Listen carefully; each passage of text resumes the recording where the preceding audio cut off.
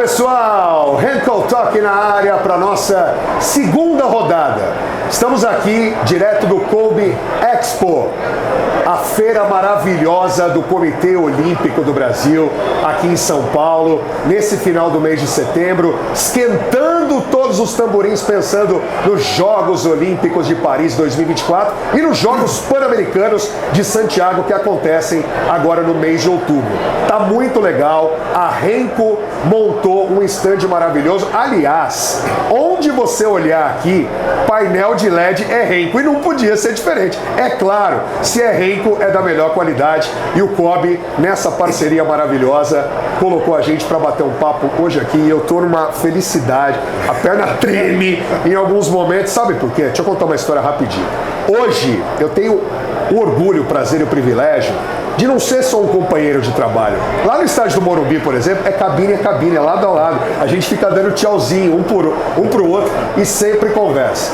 O meu papo hoje, aqui no Henkel Talk, é simplesmente com uma lenda do rádio, uma lenda da televisão, cobertura especial da Fórmula 1 durante décadas. Ele viu Ayrton Senna, ele viu Nelson Piquet, ele viu Alain Prost, ele viu Michael Schumacher, ele viu tanto cara bom, e hoje está aqui comandando a Rádio Transamérica, diretor de esportes da Rádio Transamérica aqui de São Paulo, e um locutor que eu tenho uma admiração maravilhosa, eu só aprendo com ele, o senhor Éder Luiz, de Santa Cruz do Rio Claro, pro mundo. Éder, Fernandão, que honra, que honra. Puxa, esse papo não poderia ser diferente. Você, cara. Que alegria. Também te admiro muito Obrigado. Seu trabalho e faço minhas as suas palavras. Você não é só um companheiro de trabalho, você se transformou num grande amigo, né? Eu estou muito orgulhoso de estar participando aqui do Henkel Talk. Aliás, a Henkel, eu vou dizer um negócio para você, cara.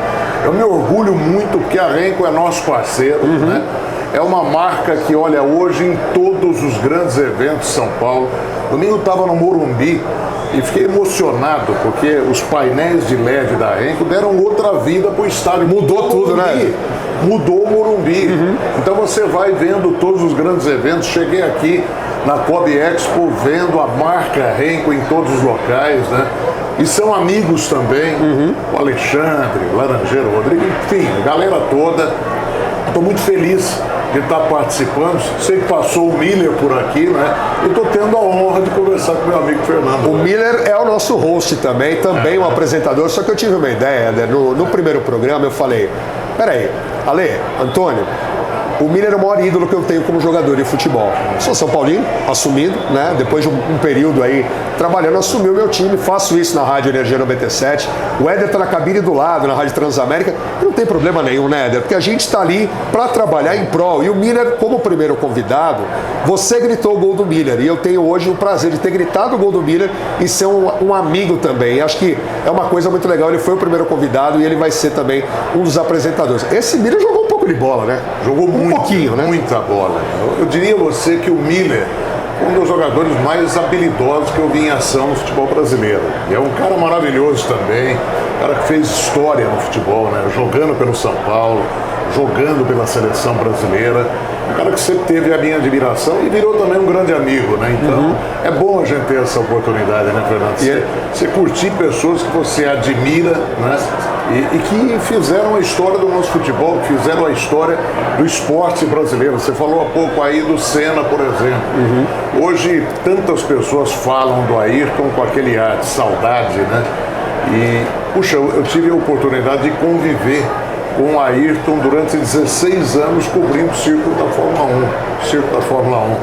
Então é um negócio impagável, né, cara? É uma experiência que poucos tiveram. Essa é a real. Eu vou chegar daqui a pouco nesse momento da Rádio Bandeirantes, quando o Éder cobriu a Fórmula 1, no momento romântico da Fórmula 1, né? Falou do Ayrton Senna, eu citei o Alain Prost, mas tinham outros grandes pilotos que lá estavam, Niki Lauda, fez uma história maravilhosa, né? Os brasileiros, depois, os mais jovens, a gente conta também a história do Éder. Mas antes eu queria fazer uma pergunta para você, Éder. A gente vai chegar no futebol, mas lá em Santa Cruz do Rio Pardo, 31 de julho de 1963, se você me permite dizer que você já é um sessentão enxuto, totalmente elegante, parecer um quarentão maravilhoso. Naquele período de Santa Cruz do Rio Pardo, Marília, dá pra imaginar o que o Éder Luiz, criança, pensaria do Éder Luiz hoje? Você tinha uma ideia do que você se tornaria? Você pensava o que naquela idade quando você cresceu no interior de São Paulo? Cara, Deus foi muito bom comigo. Me deu oportunidades que eu jamais imaginei que eu teria, né? Eu tive 2 pais, né? Um pai e uma mãe maravilhosos, que me permite, você sabe que eu ainda estou vivendo um momento muito difícil, perdi recentemente os meus pais, né? Mas que foram um esteio da minha vida, que me deram toda a perspectiva de realizar o meu sonho, né? Me tornar locutor esportivo e fazer uma carreira, lutaram por mim o tempo todo. Costumo dizer que eu tive os melhores pais que um cara poderia ter na vida, né? E eu nem vou continuar falando, senão eu me emociono como sempre, mas eu realmente não imaginava, né, que eu ia ter a oportunidade que eu tive. Cobrir agora no Catar minha 10ª Copa do Mundo. Não passava nunca pela minha cabeça que um dia eu transmitiria uma Copa do Mundo. Eu transmiti 10 Copas do Mundo. Estive presente em 4 Olimpíadas, em vários anos de cobertura de Fórmula 1, foram 16 anos cobrindo Fórmula 1, né? Em grandes momentos do esporte brasileiro. Então eu posso dizer para você, Fernando, que eu sou um cara realizado nesse sentido. Acho que fui bem além daquilo que eu esperava. Eu estou com 46, Éder, e eu passei por muita coisa no jornalismo esportivo, né? No jornalismo, que a gente cita, no jornalismo esportivo também, mas narrador eu fui me tornar realmente só a partir de 2010, porque eu queria trabalhar com comunicação, eu tinha vontade, e você é um cara que eu admirava tanto, porque você passou por todas as modalidades possíveis, com Olimpíada, com Copa do Mundo de futebol, com a Fórmula 1, o automobilismo. E aí você, além de ser um locutor histórico maravilhoso, você hoje chefia uma equipe da Transamérica, mas não é a primeira equipe. Você montou uma equipe na Band FM, lá atrás, revelando, por exemplo, meu amigo Tomás Rafael. Beijo pro Tomás, que tem um carinho. Era maravilhoso. Precoce, com 17 anos já estava voando, né? O Tomás é um dos melhores apresentadores do rádio e da televisão brasileira. Eu desconheço um cara tão bem preparado como ele, sabe? É um cara que eu tenho um orgulho muito grande. E eu dei uma primeira oportunidade a ele naquela equipe, né? E ele está aí prosperando até hoje, brilhando, né, em todos os veículos de comunicação que ele vai. Isso é muito gratificante, cara. Isso que eu queria falar. Você teve já uma carreira completamente consolidada, né, nas mais variadas situações, e aí você chega numa situação de dirigir uma equipe. Mesmo continuando sendo o narrador número 1 da sua equipe, tanto na Band FM e hoje na Transamérica. O que mudou daquele Éder que viajava o mundo com o microfone, ajudando a sua equipe, que o rádio nunca foi fácil de se fazer, no interior de São Paulo, você vindo para São Paulo, depois do período que você esteve na Rádio Bandeirantes também, o que mudou do Éder que virou um executivo, mas também com o microfone? É um executivo com paletó e gravata, mas com o microfone também na mão. Você sabe, Fernando, eu acho que tudo na vida você tem que fazer com paixão. Tudo aquilo que você realiza com amor, com dedicação, sabe, que você faz com comprometimento. Isso aqui não é clichê, não. Na minha opinião, é a grande verdade da vida. Se você se dedicar intensamente para conquistar um objetivo, estou desligando aqui para não atrapalhar a gente, já liga. Mas tudo aquilo que você se dedicar na sua vida, você colocar a tua energia, foco, sabe, vontade de realizar, você vai conseguir. Um dia você consegue.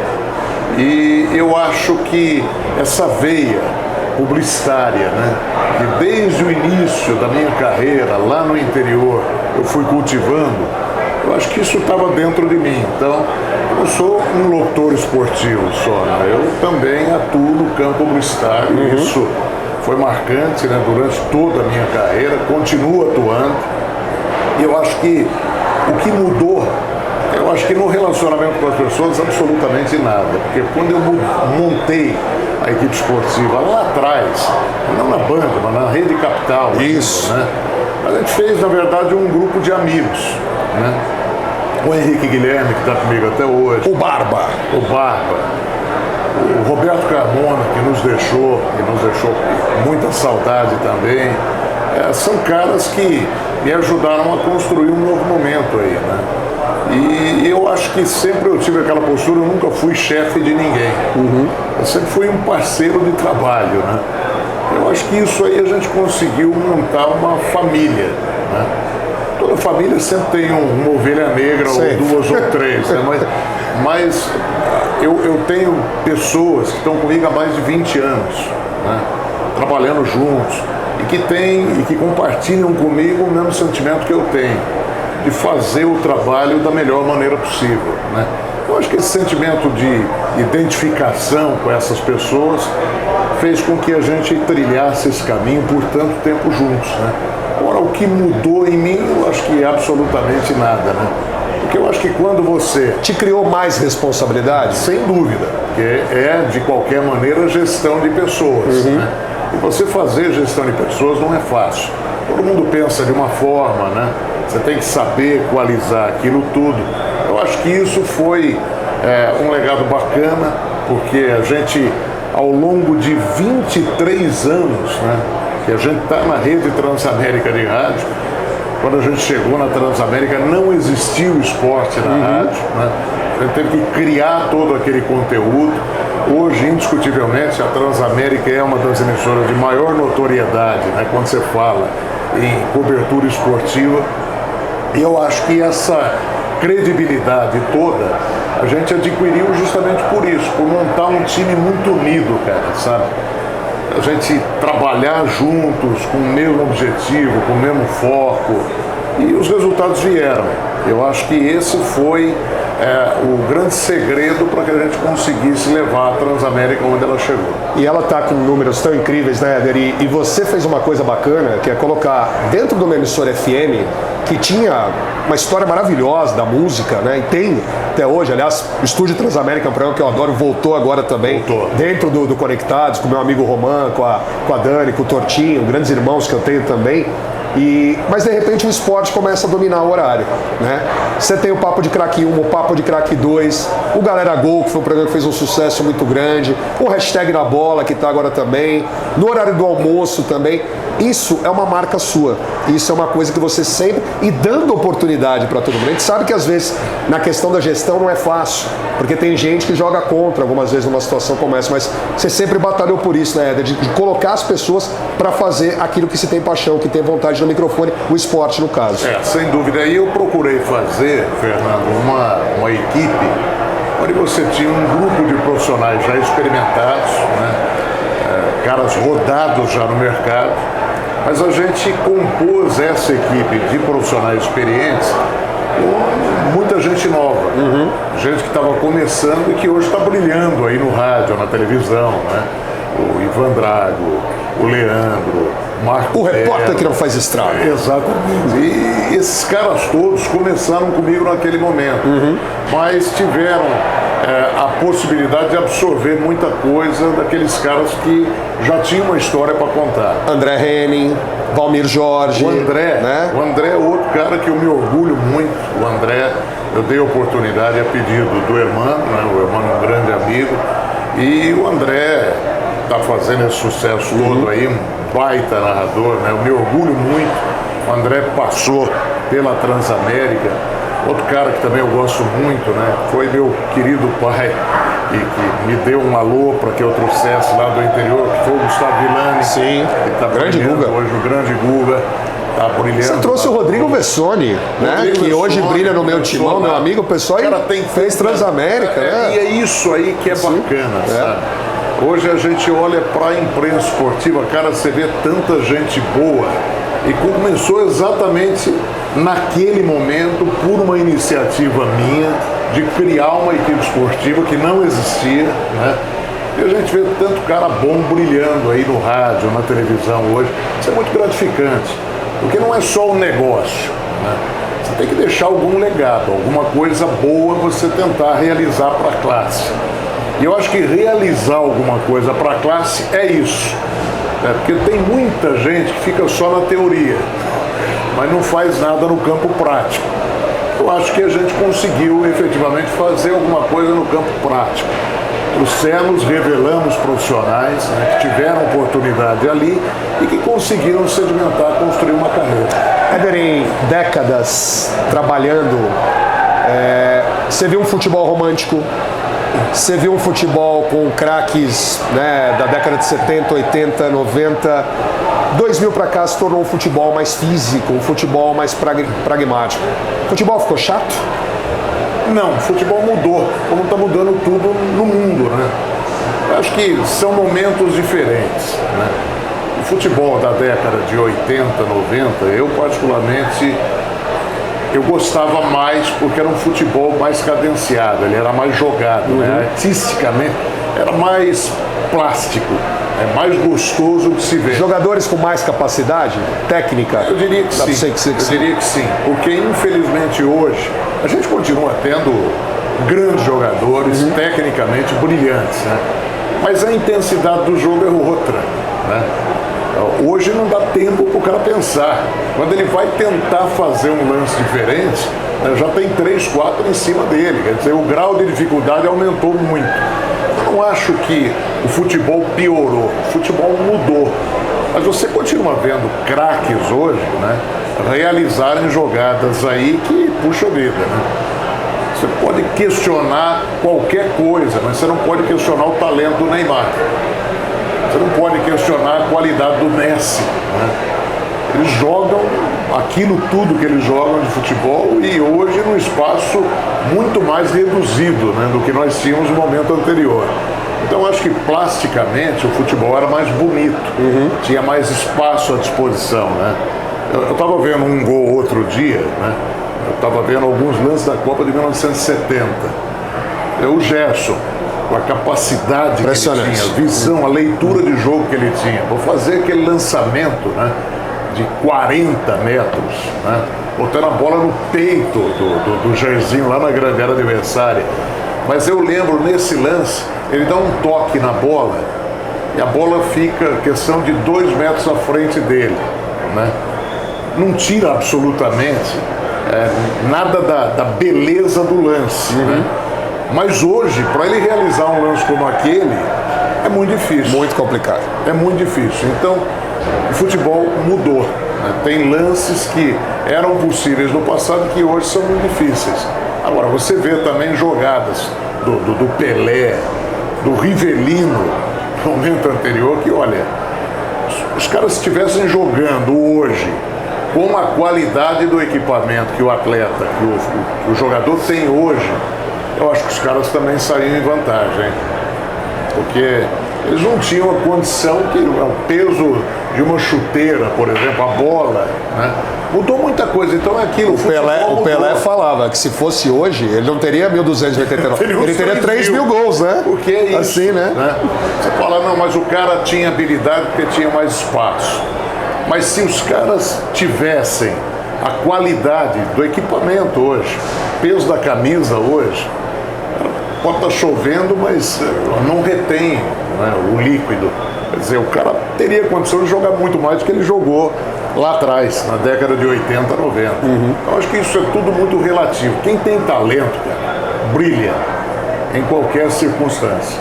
Eu não diria que o futebol piorou, o futebol mudou, é isso.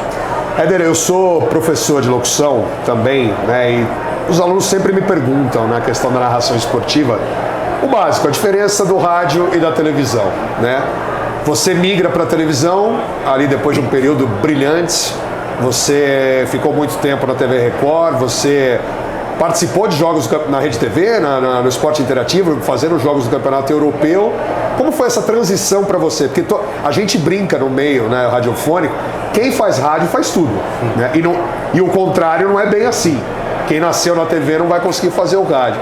Você sentiu que era isso? Você estava preparado no momento que você tinha décadas de Rádio Bandeirantes, Band FM, chegando na Transamérica naquele momento para assumir um comando como você assumiu? E aliás, você foi protagonista, porque você narrou campeonatos importantes na TV Record, em outras emissoras, e um momento que você fazia ao mesmo tempo, rádio e televisão. Foi uma coisa diferente para você?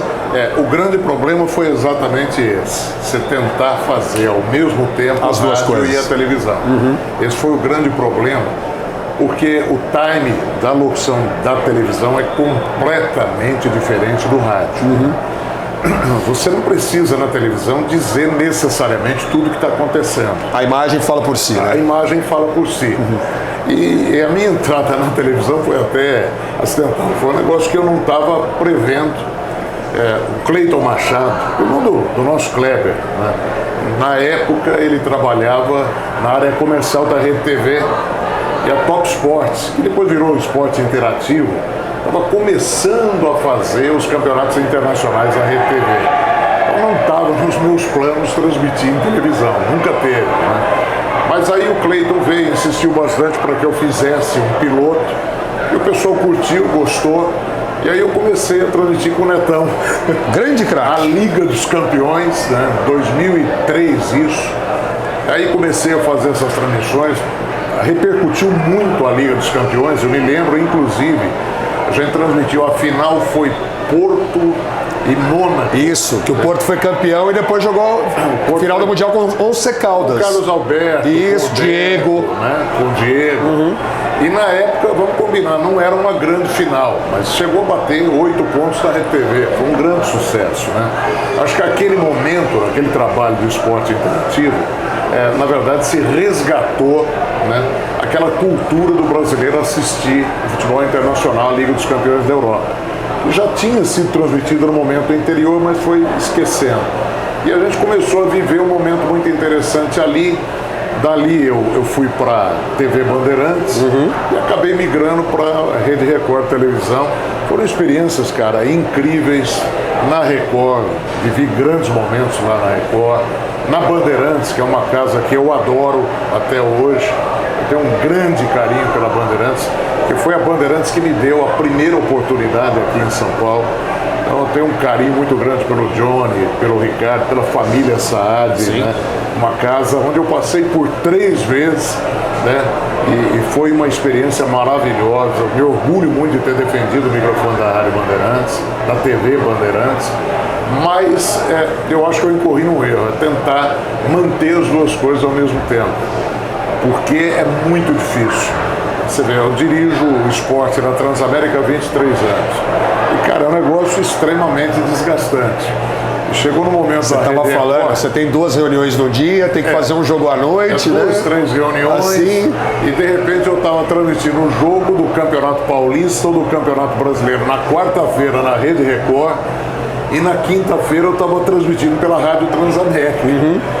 Então, é difícil, é muito difícil.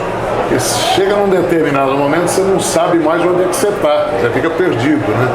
E é o estresse, é o cansaço natural que vem, né? Eu acho que esse aí talvez tenha sido um grande erro que eu cometi. Eu deveria ter focado só por um caminho, mas eu não queria abrir a mão do rádio, né? Que sempre foi o meu negócio principal. E aí dei sequência lá.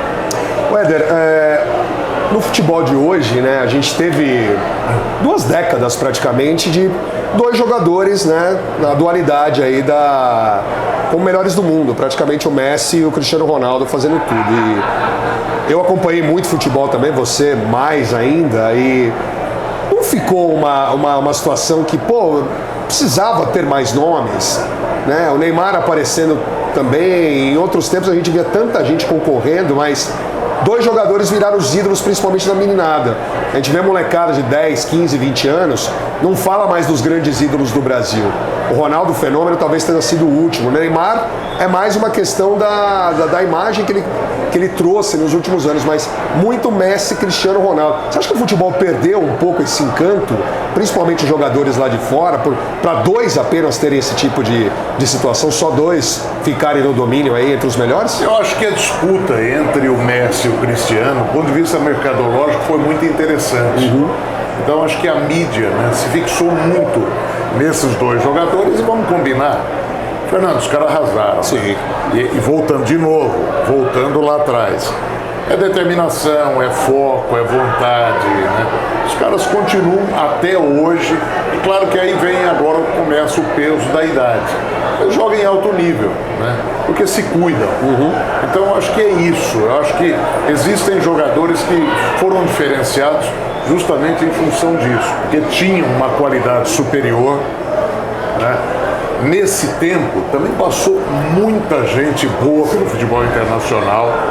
Talvez não tenham conseguido tanta notoriedade como o Messi e o Cristiano, né?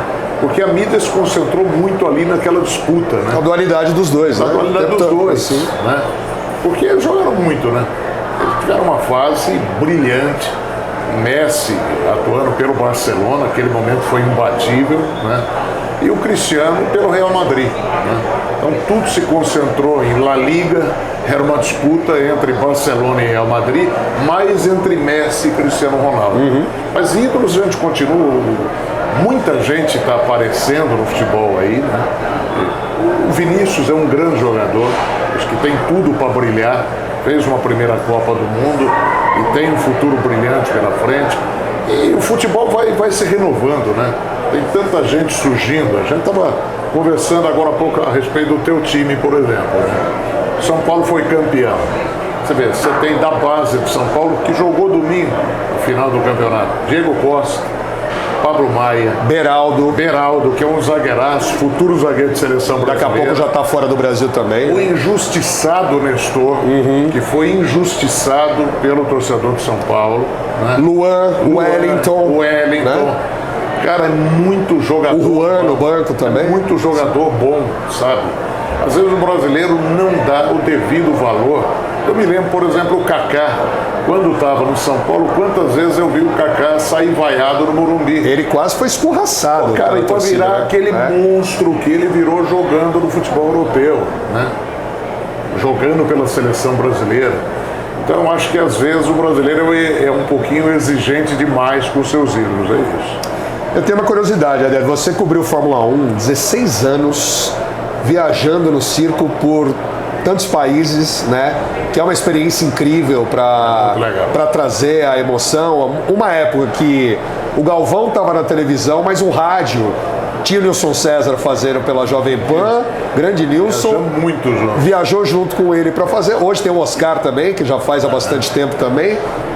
E hoje a gente vê praticamente um monólogo, né? A gente vê o Max Verstappen que vai ser campeão no Qatar na próxima corrida, às 6 provas do final. E você viu grandes embates. A mesma pergunta que eu te faço, que eu fiz, na verdade, a questão da Fórmula 1. Você viu Senna, você viu Piquet, você viu Prost, você viu Butsen, você viu Alboreto, você viu início da carreira de Michael Schumacher. A Fórmula 1 ficou chata também? Basta ter um carro muito melhor e um piloto mais ou menos para ele ganhar tudo?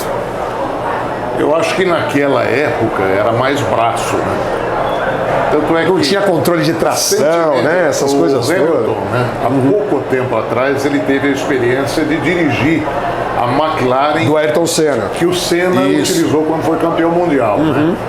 Ele falou como os caras pilotavam isso. Mas aquilo. Câmbio manual, né? Aquilo, as coisas vão mudando. Né? Como o Ayrton, o próprio Nelson Piquet, né? Que foi brilhante também como piloto, foi brilhante dentro das pistas, né? Eles valorizavam muito o Emerson, né? O Lauda, a pouca segurança que a Fórmula 1 oferecia naquela década de 60, 70, né? E mesmo depois você vê o que aconteceu com o nosso Ayrton, né? Morreu na pista. O ano que vem, 30 anos, né? 30 anos, já vai fazer 30 anos. Então, as coisas vão mudando, né? Vão alterando. Só que aquele momento, a gente tinha na pista o Ayrton Senna, você tinha o Nelson Piquet, o Mansell, o Alan Prost, o Butsen. O próprio Niki Lauda, né? Que estava no final de carreira, bem no finalzinho. Tinha Ricardo Patrese, grande piloto. Schumacher começando. Isso. Você vê o nível, né? O piorzinho deles era o Grerberger, que andava pra caramba. Então acho que é isso. Eu acho que naquela época a gente tinha muita qualidade dentro da pista, que era mais braço, né? Eu acho que a tecnologia nesse ponto tirou um pouquinho do brilho do piloto. Porque você via os caras realizarem coisas incríveis. Aquela corrida que o Ayrton estava sem uma marcha, ele conseguiu. Só correu ganhar. com a sexta em 91, né? Interlagos. Poxa, o cara conseguiu com a sexta, né? Manter a posição dele até o final. Ele deu um verdadeiro show na pista de Interlagos. Eu tive a honra de transmitir essa corrida. Então, os caras faziam miséria dentro da pista, né? mudou muito. Éder, qual o país mais diferente, exótico no seu período? Hoje a gente tem 24 etapas, né? Aumentou na época da Fórmula 1 que você teve, eram 16, 18 no máximo, uma coisa. Qual foi o país mais exótico e o que você viu de diferente no seu período viajando com a Fórmula 1? Foram muitos países, né? O Japão, que é interessantíssimo, né?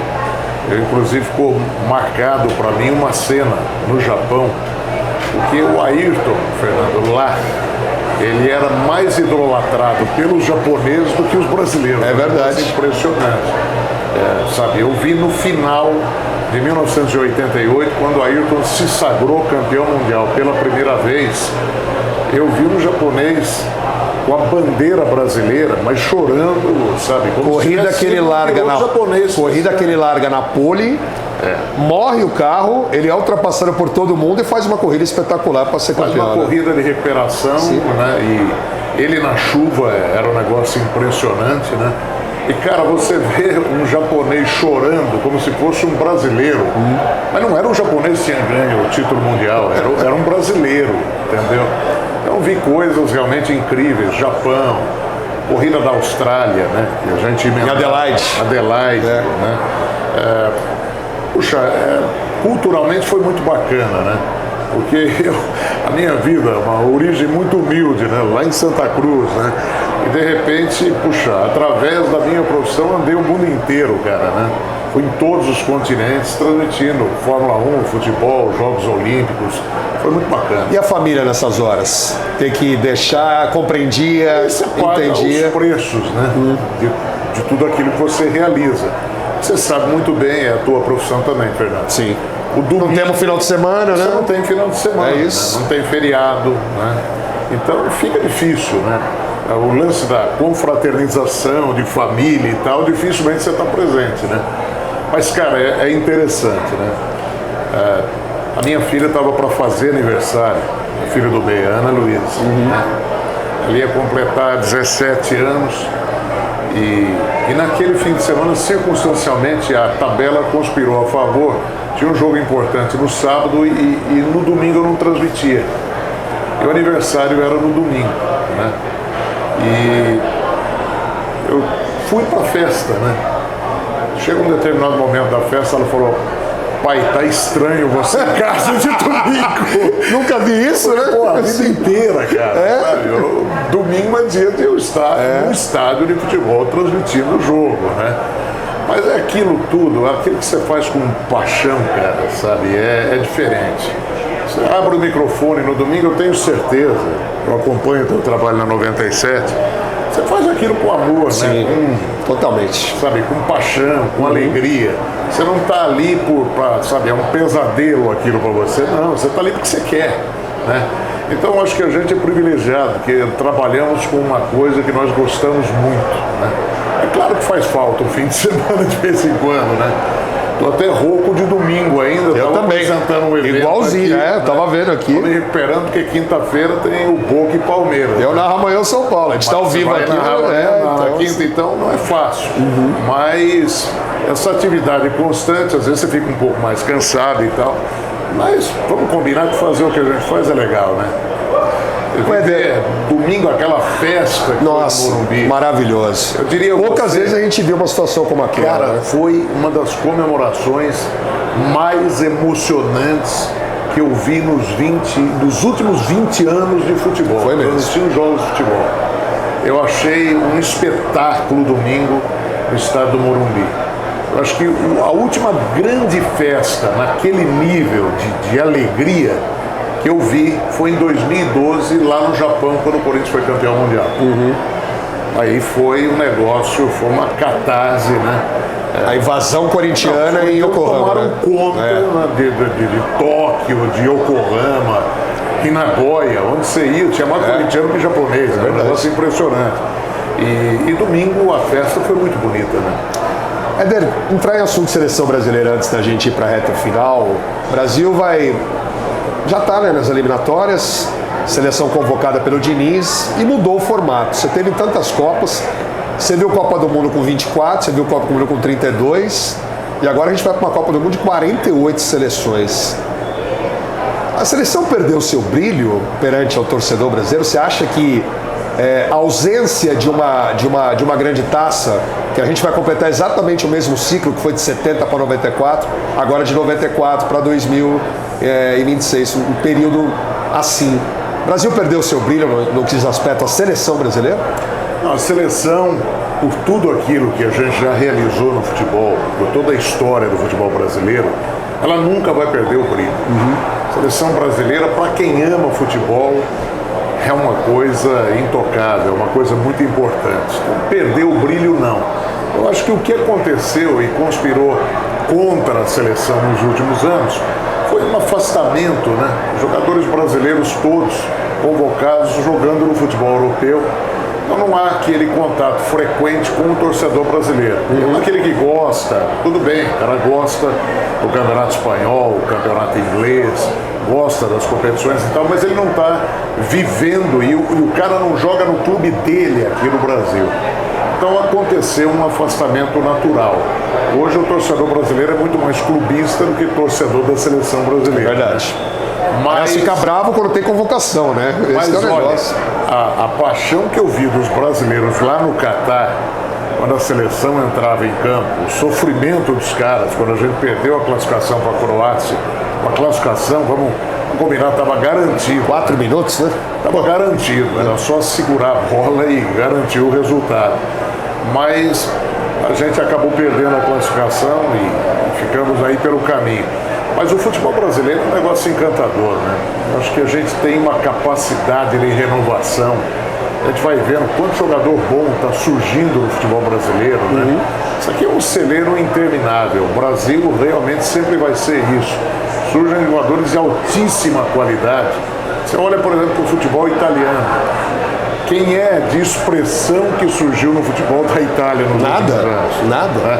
Mas aqui no futebol brasileiro você vê o Vinícius, que hoje é cultuado na Europa como um dos maiores atacantes, né, do futebol mundial. Mas você não acha que é muito pouco? O Brasil que teve uma sequência, por exemplo, que jogaram juntos. Rivaldo, Ronaldo Fenômeno, Ronaldinho Gaúcho, Roberto Carlos, Cafu, Juninho Pernambucano. Hoje a gente tem praticamente o Neymar como protagonista ainda da seleção. O Vini, né, que tem tudo para ser melhor do mundo. Não é pouco uma geração para o Brasil brigar, por exemplo, com essas seleções? É que é difícil você conseguir, na mesma época, você ter um Fenômeno jogando, Ronaldinho Gaúcho jogando, Rivaldo jogando. É aquele cometa. O próprio Romário, que estava numa época, sim. É aquele cometa que passa de 40 em 40 anos, entendeu?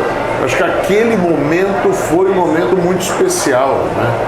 Foi como na Copa de 70, que nós tínhamos, poxa... 5 camisas 10 titulares, camisas né? 10, era isso. entendeu? Né? Sim. Mas e passamos, depois da década de 70, o Brasil passou por um período aí de vacas magras. Né? Teve uma fase aí que você não tinha uma seleção que você falasse, não, essa é unanimidade, né? É essa seleção que tem que jogar. E aí veio a seleção brasileira, que foi pentacampeã mundial com craques maravilhosos, né? Mas eu acho que a gente vai voltar a ter um momento parecido como esse, que é aquilo, o futebol brasileiro tem uma capacidade de se renovar muito grande, maior que qualquer país. Eu acho que o Brasil tende a ter uma seleção diferente, mas com novos nomes também, e eu acho que o Diniz pode ser esse cara, talvez não precise de um Ancelotti, não. Eu acho que o Diniz, se ele encaixar, aí ele vai ter que fazer uma opção, né? Se ele vai ficar no Fluminense ou se vai com a seleção brasileira. Eu sei, o técnico da Argentina, Scaloni, era interino. Mas sabe, eu acredito muito numa coisa no futebol, além de técnica, mas todo mundo tem que estar engajado, tem que estar jogando juntos, né? Eu acho que o Scaloni na Argentina, os jogadores abraçaram a ideia, né? Trabalharam com ele, deram força para ele foi campeão da Copa América. Né? No Brasil. Aqui dentro, ganharam no Maracanã, né, com o gol do Di Maria. E depois agora acabou se tornando campeão mundial. Então eu acho que tem esse componente. Você vê o São Paulo ali no Flamengo. Né? Ele tem um elenco maravilhoso nas mãos, mas não deu certo. Não deu certo porque a química não estava funcionando. Aliás, cá entre nós, né? Ele não dá certo em lugar nenhum, né? Ele briga por onde ele passa. Não dá certo. Impressionante. Porque você tem que ter o elenco do teu lado jogando para você. trabalho que o Dorival fez no Flamengo. Os jogadores do Flamengo amam o Dorival Júnior. Foram abraçar ele na hora da entrega da Dorival vai lá e consola os jogadores do Flamengo e São Paulo e vai pro vestiário. Então você vê... Que é maluco isso, né? O técnico foi embora e o Dorival, ele conseguiu chegar no São Paulo, né? Voltando aí no título de domingo. O Dorival chegou e conseguiu harmonizar um grupo. Teve alguns reforços importantíssimos, o Lucas, né? A chegada do Lucas e tal. Mas eu acredito muito nisso no futebol, Fernando. Eu acho que é o grupo funcionando bem, em harmonia, e a coisa flui com mais facilidade. Éder, reta final do nosso papo, e aí é aquele papo reto, é aquele papum, é aquela bola na rede, o 10 do rádio, soltando o verbo agora. Em algumas questões aqui, eu queria muito ficar 3 horas aqui com o mestre para papear, mas hoje você está cansado. A gente está aqui hoje no COBEX, para a galera que está acompanhando, estava aqui, a galera olhando. Desde as 10 horas. Então, é um dia de trabalho como outro, né? Aliás, o evento aqui maravilhoso, fantástico, né? E a gente vendo o Renko em todo lugar que você passa. Tá dominando. A Renko, olha, dá orgulho você defender essa marca, cara, porque, sabe, em Jaguariúna, puxa, rodeios, shows, né? Rodeios, isso, shows, onde você vai, você vê a marca Renko. Eu fico muito feliz. O Alê, o pessoal todo faz um trabalho maravilhoso. Isso aí. Então, dá orgulho a gente estar junto dessa marca. E eu tenho muita alegria e prazer de estar com esses amigos, sócio deles hoje também. Amigos, aqui. Né? Amigos, parou de ser questão de trabalho, é amigo na história. Éder Luiz, vamos nessa. Vamos lá, bola rolando. Um ídolo do esporte. O que você desejar? O meu maior ídolo, meu pai. Uma decepção. Uma decepção não ter narrado uma vitória da seleção brasileira na França em 1998. Eu estava tão confiante que o Brasil ia ganhar aquela Copa do Mundo. Eu tinha narrado 94 na Bandeirantes, né? O Brasil foi campeão. E 98, eu estava pela Bandeirantes, mas pelo FM, né? E foi o início do meu trabalho com a gestão de conteúdo entregando para o veículo de comunicação. Então naquela Copa eu estava tão esperançoso que o Brasil ganhasse, então foi uma decepção. Quando o Brasil perdeu para a França, aquela final foi doída, hein? O rádio para o Éder Luiz? Na minha opinião, o maior veículo de comunicação que existe. Sabe, eu fico irritado quando eu ouço profissionais da área dizer que o rádio está morrendo. Isso é a maior mentira que se pode dizer. O rádio, a capacidade de renovação que ele tem, a capacidade dele se reinventar. O rádio hoje está em todas as plataformas, cara. O rádio hoje ele virou televisão, né? A gente está vendo um crescimento progressivo no digital, pouco a pouco, está indo, ainda não é uma realidade do Daio, mas está num crescimento expressivo, né? Hoje você não é mais refém de uma antena, né? Você pode ser visto em qualquer lugar do planeta, né? Tanto é que estão proliferando aí as rádios web, né? As web rádios. Então eu acho que o rádio se reinventou, é uma plataforma incrível, é um modelo de comunicação e que ele serve para qualquer plataforma. Então o rádio é um grande veículo de comunicação. Filhos? 3 maravilhosas filhas, né? De 3 gerações completamente diferentes. Eu tenho uma filha de 36 anos, eu tenho uma filha de 18 anos, eu tenho uma filha de 11 anos. Então, eu acho que é isso que me deixa tão atualizado, sabe? Que você vai vivendo essas gerações e você se sente renovado, cara, entendeu? Você já denunciou a minha idade aí, mas eu me sinto muito bem, cara, muito bem e, assim, corre diário. É o que eu estava dizendo pro Alexandre aqui, faz bem, sabe? Faz bem isso. Você não vive sem o rádio? Não. É uma coisa necessária, né? Às vezes você fica cansado, né? Pela atividade no campo publicitário, né? Hoje, eu estou completamente rouco hoje, né? Porque só um parênteses, muito, mas... o Éder apresentou um painel aqui de 4 horas com pessoas falando e ele interagindo o tempo, 4 horas, narrou domingo, a gente está gravando hoje numa terça-feira, eu também narrei, ontem eu gravei um podcast de 2, só que ele já fez mais 3 reuniões no período e veio aqui me dar o prazer de bater um papo também. Uma honra para mim, poxa. Uma honra para mim. Éder Luiz por Éder Luiz. Um lutador, um batalhador que gosta muito do que faz, que é apaixonado pelo que faz, né?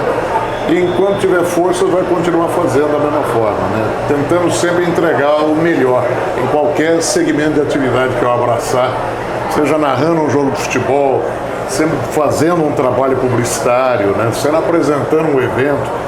Como eu vim aqui com tanta alegria, a convite do Comitê Olímpico Brasileiro para apresentar um dos painéis aqui, e foi muito legal, sabe, interagindo com pessoas incríveis. A gente faz com satisfação, né, Fernando? Foi muito bacana, e como estou tendo a satisfação de dar essa entrevista para você, que é um cara brilhante, um narrador que realmente é muito, muito, muito bom, é bom te ouvir. Muito obrigado. Você faz um grande trabalho. Vou chorar aqui. E além de narra tudo, né? Que botar na tua frente, você é um grande narrador. 61 modalidades. 61 modalidades. Vou fazer o pouco agora, estou muito feliz. Tem poucos que fazem isso. Tem poucos que fazem com a qualidade que você faz. Então, eu fico orgulhoso de fazer essa entrevista aqui contigo, me sinto honrado o convite da Renko, né? E de estar aqui com um companheiro de trabalho, mas acima de tudo um amigo que eu admiro e gosto muito. Eu preciso saber, antes de fechar, um gol inesquecível, um lance inesquecível de Éder Luiz. Cara, tem alguns momentos da minha carreira dos quais, sabe, eu me orgulho, né? A final da Copa de 2002, no Japão, né? O título de 1988 do Ayrton. Sim. Né? Foi assim, eu acho que naquele momento ali eu me emocionei com tudo aquilo, porque eu estava vendo a tensão que ele estava, ele queria tanto aquele título, cara, né? E vendo ele conquistar aquele título, aquilo mexeu comigo, né? E foi maravilhoso transmitir. E foram em 94, nos Estados Unidos, os pênaltis, né, que eu narrei pela Rádio Bandeirantes. Com 40 graus em Pasadena, né? Foi um calor daquele lá em Pasadena, né?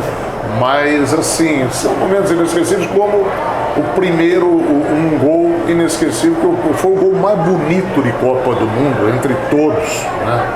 Eu transmiti aquele gol do Maradona contra a Inglaterra. Isso, na Copa de 86. Na Copa de 86. Então você imagina, um menino ainda, 86 foi a minha primeira Copa do Mundo, e aí o Darcy Reis, que Deus tenha, né, ele ia fazendo as escalas, né, e entregando pouco a pouco, e cara, eu nem acreditei quando ele me colocou para narrar ao vivo lá do Azteca, Argentina e Inglaterra. Porque aquele jogo, ele estava cercado de tantos componentes. Rivalidades das Malvinas, né? Componentes ressacantes. Isso, né? Exatamente. Estava uma guerra entre Argentina e Inglaterra, e de repente, puxa, eu ia narrar aquele evento. E aí Maradona faz o que fez, né? Que foi o gol mais bonito de Copa. E antes ele fez La Mano de Deus, que deu a repercussão, então, toda vez, puxa vida, eu vejo esse momento histórico, né? É bom demais isso, cara. Puxa, eu estava lá, né? Então foi a primeira transmissão ao vivo em estádio numa Copa do Mundo, foi aquilo lá, você não esquece nunca mais na vida, né? Nunca. Fica guardado para sempre. Olha, gente, essa segunda rodada do Renko Talk, para mim, é tão especial porque eu tô ao lado de um cara que tem muita gente que fala, às vezes eu encontro um ídolo, eu não tenho como reagir, né? E hoje, a história que o Éder tem no rádio, na televisão, na comunicação, e como empresário, como chefe de equipe também, é tão brilhante, tão gostosa, tão linda, que eu, como profissional, eu falei para ele aqui, eu tô nervoso porque eu vou bater um papo. Hoje não é só um ídolo que eu tive na minha profissão, né? Como eu tive o Fiore Gilhote, como eu tive o Galvão Bueno, como eu tive o Luciano do Vale, como eu tive José Silvério, Éder Luiz. Hoje eu trabalho também e hoje é um amigo. Um amigo que está cabine a cabine do meu lado. Eu olho assim e falo, cara, Fernando, você está narrando no mesmo espaço físico, no mesmo evento que lendas, que hoje te consideram um cara legal. Então eu fico De verdade, eu não falo por demagogia, eu não falo por hipocrisia, eu falo de verdade mesmo, de coração. Obrigado. Eu tô longe de chegar no nível desses caras que você citou aí, que esses são lendas, né? Mas você é o cara que absolutamente tá no nível e me deixa, ó. Você é um cara fantástico e um narrador brilhante. Obrigado. Eu fico muito honrado de ter a tua amizade e estar sempre aí contigo, viu, Fernando? De coração mesmo. Você me deixa emocionado. Que isso? Falando tudo isso que você falou, mas fico muito feliz de estar aqui com você, cara. É isso aí, Éder. De verdade. Beijo pra família, pra todos os amigos lá da Rádio Transamérica, amigos mesmo, amigos que eu tenho de conversar sobre a vida. Leandro Bodaquian, rapidinho. Você é muito querido lá. Eu sei, o Leandro a gente trabalhou junto em 2016, fizemos tanta coisa naquele Rio, fora dos microfones. Dia desse, foi muito divertido. Até toma você Vamos. 97. E olha, seria um prazer. Aí o Zé vai ficar bravo. Vai, o Éder me levando e o Zé ficar... Obrigado, viu, Éder? Beijo pra todo mundo e valeu demais. Fiquei muito feliz de estar aqui. Não podia deixar de vir. Desculpem até a voz, porque eu usei muito o fim de semana todo, né? Desde a semana passada. Mas o convite do Alexandre, do Laranjeiras, né, do Rodrigo, não podia deixar de passar aqui e prestigiar o Renko Talk, que eu tenho certeza já está com um número expressivo de seguidores, está crescendo aí muito. Rapidamente. Depois da entrevista do Miller, espero que esse aqui ajude a crescer mais um pouco. Nossa, aqui já vai demais. Mas eu queria dizer a vocês que isso aqui, gente, é uma família de verdade, tá? Os caras são maravilhosos e eu fico muito orgulhoso de fazer parte desse time aqui, cara, de verdade. Obrigado. Éder Luiz, o nosso Renko Talk na sua segunda rodada, tem muito ainda, né? A gente está aqui no Kobe Expo fazendo, em nome de toda a equipe da Renko Produções, com o patrocínio da Cusquem, Edu Santana Produções, o Edu com toda a sua equipe fazendo uma cobertura maravilhosa, não só aqui com a Renko, mas de todo o evento também. E esse podcast é para vocês. Siga o canal Entretene Renko, faça a sua inscrição. Éder, esqueci, você está na rede social também, mas não usa tanto. É um cara mais na fui dele. Obrigado agora a começar a usar. A colocar, né? Quem quiser seguir, Éder Luiz, 10 do rádio, Isso. Né? No Insta. Estamos começando a usar agora. Boa. Aqui não dá tempo nem de postar muita coisa. Porque o Éder é ocupado o dia inteiro. Então, gente, por favor, se inscreva no canal, ative o sininho, muito mais conteúdo para nossa galera aqui na Renko Produções. Porque quando o foguete decola, ele não volta, não tem ré. Tchau, gente. Obrigado. Tamo junto.